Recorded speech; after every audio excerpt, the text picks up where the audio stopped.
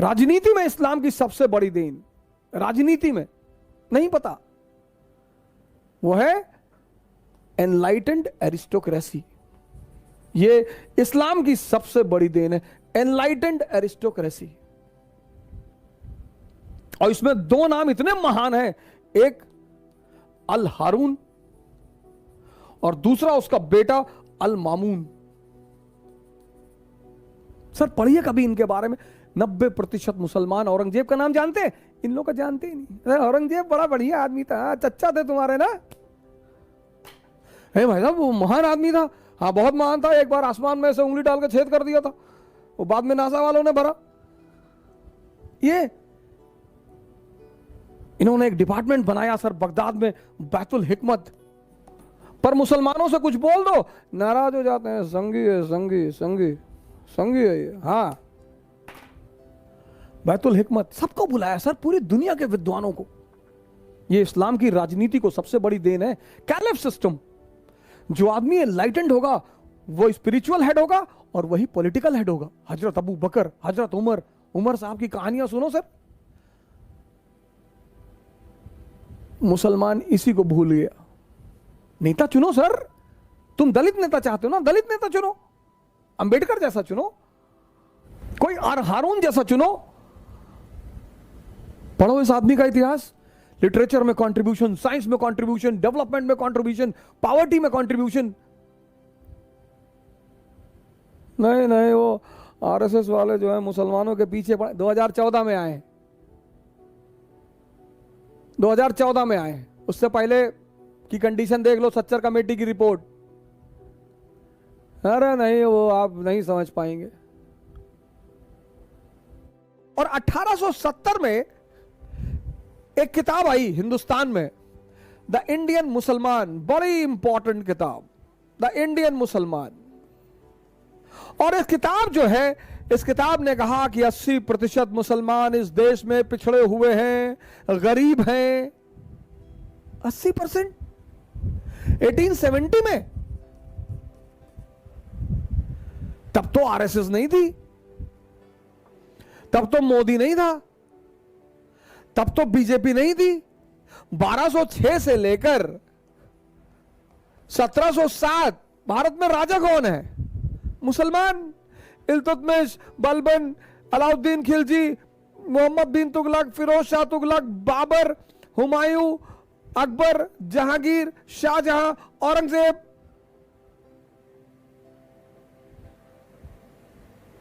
तो ये कैसे हो गया? मैंने बड़े सारे मुस्लिम इंटेलेक्चुअलों से सवाल किया, मौलानाओं से कहा, मैंने कहा चाचा ये कैसे हो गया? नहीं नहीं, वो जो है वो कुछ दूसरा मसला है, वो आप नहीं जान पाए। नहीं नहीं, कैसे हो गया? तब तो ये लोग थे नहीं, ये कैसे हो गया? इसका मतलब कोई बुनियादी दिक्कत है जिस पे लोग जा नहीं रहे हैं। यह मकसद है मेरा आपको इस कहानी सुनाने का। यहां पे तो सर मुसलमान शासक हैं, फिर 80% गरीब पिछड़े, क्यों? कोई तो बुनियादी वजह होगी सर। इतना बड़ा ये बिंदी देख रहे हैं, इतना बड़ा इजराइल और इतना बड़ा अरब वर्ल्ड,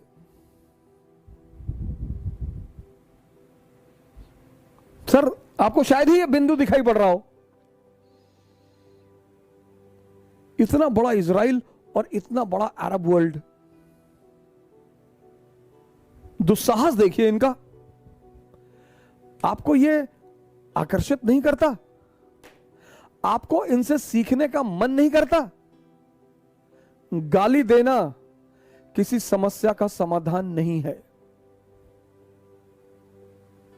हमारे बड़े सारे मुस्लिम भाई हैं, उनको मैं देखता हूं किसी को तुरंत गाली देने लगते हैं। तारिक फतेह चोर है, अच्छा क्यों? वो आर्रा का एजेंट है, अच्छा हिंदुस्तानियों का एजेंट है, तो क्यों नहीं बहस करते हो उससे जाकर? करो, उसको साबित करो कि तुम गलत हो, उसको बुलाओ किसी मजलिस में, उसके तर्कों को काटो। नहीं नहीं, वो शैतान का आदमी है, शैतान इबलीस का आदमी। और जब भी तुम किसी को गाली देते हो तो एक बात तो स्पष्ट हो जाती है कि तुम उससे मुकाबला करने में सक्षम नहीं हो। Whenever you are abusing someone, then it is explicitly clear, that you are not in a situation to compete with that person. पूरी दुनिया की अर्थव्यवस्था यहूदियों के हाथ में है सर। इतना ऑयल रिजर्वायर होते हुए तुम उनके गुलाम हो। 48 में मारा, 56 में मारा, यम किप्पुर के वॉर में मारा, 6 डेज वॉर में मारा, तुम्हारे घर में घुसकर तुम्हारा बेड़ा उड़ा देते हैं, स्विस कैनाल पे कब्जा कर लेते हैं, इजिप्ट की एयरफोर्स पूरी उड़ा देते हैं। तुम्हें यह चीज आश्चर्य नहीं करती? बस गाली ही देते हो कि इस्लाम की सबसे बड़ी राजनीतिक देन है एनलाइटेंड एरिस्टोक्रेसी। एनलाइटेंड एरिस्टोक्रेसी, उसमें जिन्ना जैसे लोग कहीं नहीं बैठते सर, वो बैठते ही नहीं। इस्लाम की जो सबसे बड़ी राजनीतिक देन है वो है एनलाइटेंड एरिस्टोक्रेसी। और सर इस्लामिक स्टेट ने इतनी यूनिवर्सिटियां खोली, इतनी वर्ल्ड फेमस सर, 5-6 नाम तो मैं आपको गिना देता हूं। Baghdad, Cairo, Barcelona, Seville, Damascus, ये सब फेमस इस्लामिक यूनिवर्सिटियां थी। रेनेसांस की जो पृष्ठभूमि बनी ना सर, वो इन्हीं यूनिवर्सिटियों में बनी सर। इन यूनिवर्सिटी में पढ़ने के लिए लोगों का सपना होता था कि हम इन यूनिवर्सिटियों में पढ़ें। अगर इस्लाम का इतिहास देखा जाए, 8th सेंचुरी से 15th सेंचुरी, और सुप्रीम अचीवमेंट सर, गाइडेंस इतनी जबरदस्त, एनलाइटेंड एरिस्टोक्रेसी। राम एनलाइटेंड है, मोहम्मद एनलाइटेंड है, गुरु गोविंद सिंह एनलाइटेंड है। औरंगजेब ने पूछा आप संत हैं, आपने हथियार उठा लिया, क्यों? और ये आप दाढ़ी और बाल क्यों रखते हैं बड़े बड़े सन्यासियों की तरह? बोले हम सेंट वॉरियर्स हैं, हम धर्म के लिए लड़ते हैं। धर्म मतलब सिखिज्म नहीं, धर्म मतलब मानवता। इस्लाम जब पैदा हुआ पूरी दुनिया में अंधेरा था, पूरी दुनिया में। आप कभी इस्लाम की हिस्ट्री पढ़ो, यूरोप औरतें जलाई जा रही थी विच हंटिंग के नाम पे, विच हंटिंग। हिंदुस्तान सती प्रथा, चीन में तो लड़कियों को ऐसे ही मार डालते थे। पूरी दुनिया में अंधेरा, और उस अंधेरे में मोहम्मद साहब लैंप लेकर खड़े हुए। इस्लाम, प्रेम, मैसेज। हुजूर साहब गुजरते थे एक रास्ते से, कोई महिला उनके ऊपर डेली कूड़ा फेंकती थी। हमारे आपके ऊपर फेंक दे, हम तो गोली चला दे तुरंत कि वह कूड़ा फेंकोगे, वो भी हम मतलब मैं, वाजीराम के टीचर, इतनी औकात तुम्हारी? पैगंबर, पैगंबर, हम तो उसके सामने कुछ है ही नहीं। पैगंबर, मालिक का सीधा हाथ है उस आदमी के सर पे।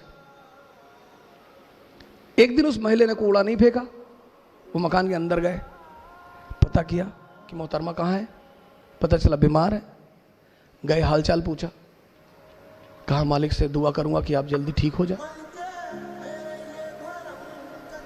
ये है, ये हमसे लोग पूछते हैं, मैं मेडिवल इंडिया पढ़ाता हूं, लोग मुझसे पूछते हैं इस्लाम इतनी ऊंचाई पे कैसे था, मुसलमान इतनी ऊंचाई पे कैसे थे? स्पेन से लेकर चाइना सी, कैस्पियन से लेकर हिंदुस्तान, पूरे इलाके में मुसलमानों का कब्जा। क्यों? क्योंकि वो अपने उस वक्त पैगंबर को समझते थे कि जीतने के सिद्धांत क्या है। जीतना तलवार से नहीं, तलवार से तो लूटा जाता है। चोर किस चीज का इस्तेमाल करता है? तलवार का। ये मैसेज है, मैसेज। इकरा शब्द फैजल साहब ने लिया कि सर हम तो अपनी इंस्टीट्यूट का नाम इकरा रखेंगे। मैंने कहा बिल्कुल। मैंने कहा, इन्होंने मुझसे पूछा कि हम इंस्टीट्यूट का नाम क्या रखें, हमने कहा इकरा रखो, बड़ा अंधेरा है दुनिया में। इकरा मतलब पढ़ो। आज सबसे ज्यादा एजुकेशन में हिंदुस्तान में कौन पिछड़ा? मुसलमान। पैगंबर हमारा कह रहा है, हमारा, वो हम सब के पैगंबर है, किसी खास विशेष के नहीं है। वो कहता पढ़ो, समझो। तैफ शहर का नाम सुना होगा, काफी लोग बैठे हो तैफ, वहां के लोग हुजूर साहब को पत्थर मारते थे, गाली देते थे। जिब्राइल साहब ने हुजूर साहब से कहा कि कहो तो, तैफ शहर 2 पहाड़ों के बीच में है, तो उन्होंने हुजूर साहब से कहा कि कहो तो दबा दूं। अरे बोले नहीं, जाने दो, ये लोग ये जो मुझे पत्थर मार रहे हैं ना,